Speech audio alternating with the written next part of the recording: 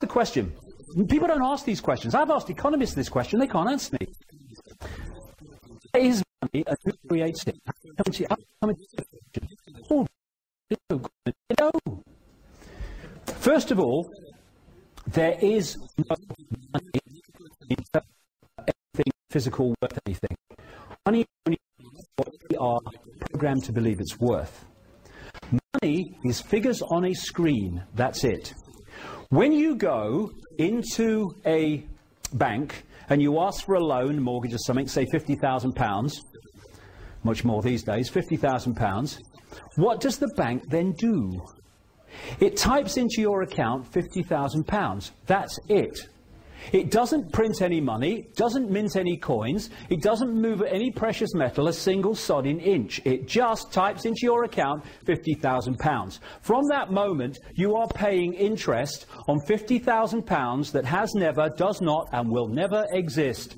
And to get that non-existent £50,000, you have to sign over wealth that does exist. Your house, your car, your business, your land. And if you don't pay back through circumstances none of your creation, not just the principal, but the interest on the loan, then they get your land and wealth that does exist and your house because you've not paid back money that doesn't exist. That is how the money system works. Because of this, the same force that I've been talking about has controlled the banking system, the pyramid within pyramid, and they've controlled the political system, and therefore laws have been passed. The fractional reserve lending is one name for them, that allows banks to lend at least, and it is at least when you follow the trail, 10 times what it has on deposit. So every time you put £1 in a bank, it can lend 10 it doesn't have to someone else. And once it's given you the £50,000, you then might go and put that £50,000 in another bank. The other bank now has the right to lend 10 times the £50,000 you've just got from this bank. And this is how it all works. Now, what's the difference between an economic boom, prosperity, and all the rest of it, and a credit crunch, depression, economic depression? One thing and one thing alone, effectively: the amount of money in circulation at any time. Who controls that? The private banking cartel, on their decisions on how many loans to make, called credit, which theoretically puts buying, exchange rate, means of exchange into circulation. The more they loan money, the more money is circulating, the more money there is to buy things, the more things need making, everything starts to expand. People tend to get in more debt when they are in a boom because they're confident, they've got lots of orders at the company, the job's strong, so we'll have 2 holidays, we'll have a bigger house, we'll have another car or a bigger car. That, in the banking system, and this scam has been played for centuries, and what economic correspondents earning a ridiculous amount of money, whatever they pay them, it's too much, they call this the economic cycle, as if it's some natural phenomenon. What happens is, fishing rod out. The banking cartel keeps interest rates low, enticing more people in, makes loads of loans, reduces the criteria by which they will give a loan, lots of money in circulation, people in more debt. And here's a point. You know, when you go for a loan of £50,000, the bank creates, at least in theory on your computer screen, £50,000. That's it. But you're not paying back £50,000, you're paying back £50,000 plus interest. The interest on the £50,000 has not been created, it never is. Therefore, by design, there is never ever enough money in circulation to pay back all the principal and interest on the loans outstanding. Bankruptcy, losing your home, is built in on purpose. So, out goes the fishing line, and then it starts being reeled in. They create an excuse for a credit crunch or a problem, and so what do the banks do? Coordinated through this system of pyramids within pyramids, they start taking money out of circulation. They raise the criteria for giving loans out, which they are now. They raise interest rates or whatever they need to do to take money out of circulation. Now, as they take money out of circulation, there's even less circulating to pay back all the debt that was created when they put loads of money out there. So people start in massive amounts losing their homes, their jobs, their businesses, their land, their possessions. And so we move over to the depression, the downturn, the recession. And they then start trawling from the people the wealth that does exist, because there's not enough money in circulation, nothing to do with them, they can't pay the non-existent money back. And this economic cycle has been played for centuries, and it has sucked out of the people the real wealth into the hands of the few. And that is such a fundamental part of Big Brother, because it's a fundamental part of human control. Are you listening, David Bloody Davis?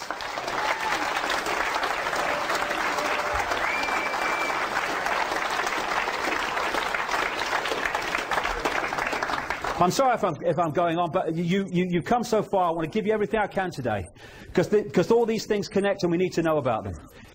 If you want a world government which controls everyone on the planet, what do you need more than anything else? You need laws that everyone on the planet has to obey. You need international law. My goodness me, all the time. International law. Good evening. International law. Here's the news. International law. International law. That is the creation of the laws that the world government is intended to introduce.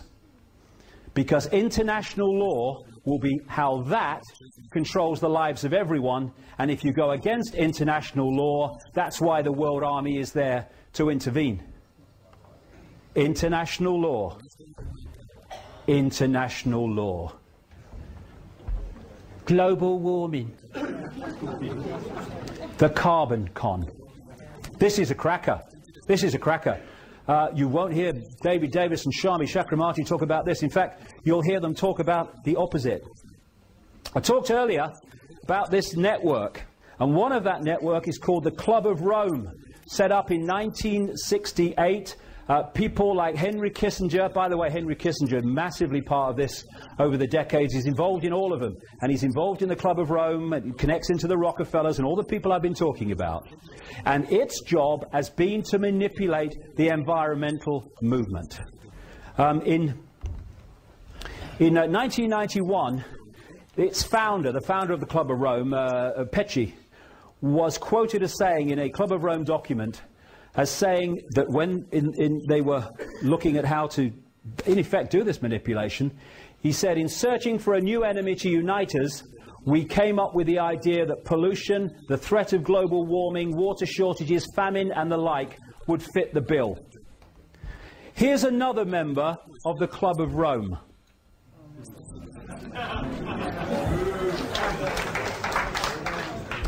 And that's why the official story of the reason for climate change, carbon emissions caused by humans, is as much a nonsense as the official story of 9/11.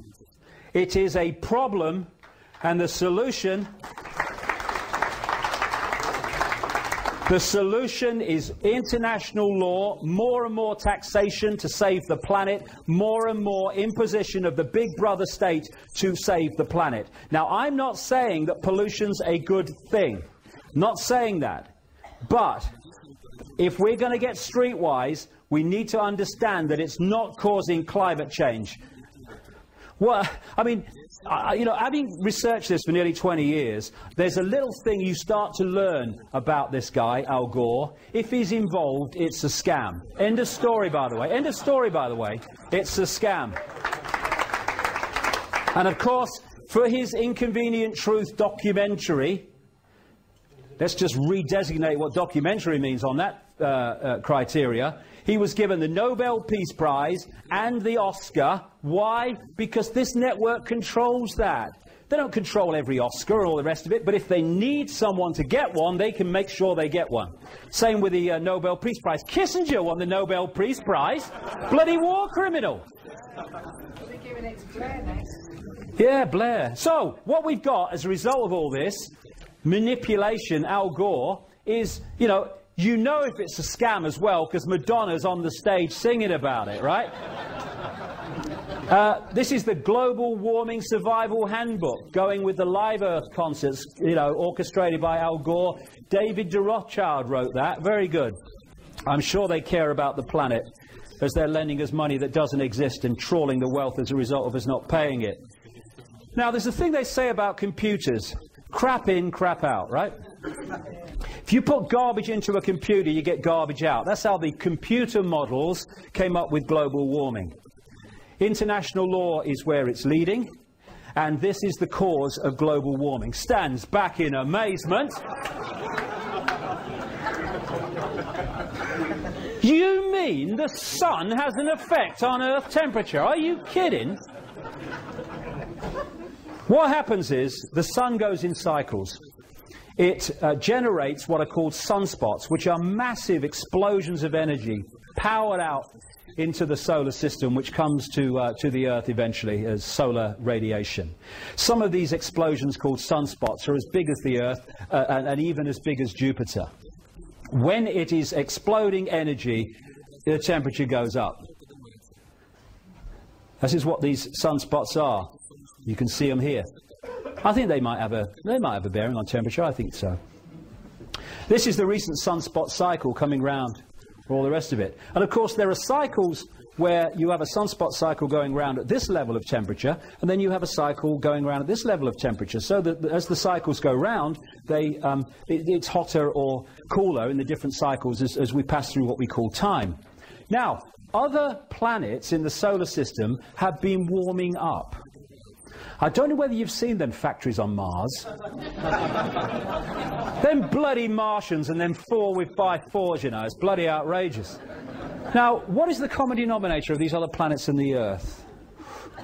Can't work it out. Must be the sun. Now, this is the great one. The temperature's higher than it's ever been since records began. When did they begin? 1862? That's 5 minutes ago in weather cycles. What are you talking about? Back about 800 years ago, they had the medieval warm period. This is mainstream science. This is not me coming up with alternative stuff. The medieval warm period, the temperature was higher than it is now. Okay? What caused the temperature to be higher in the medieval warm period than it is now? Could it have been turbocharged handcarts? What do you reckon?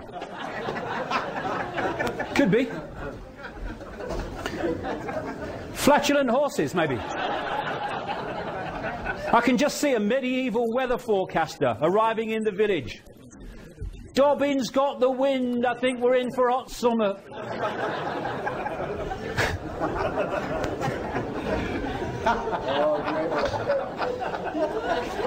And I'm mad?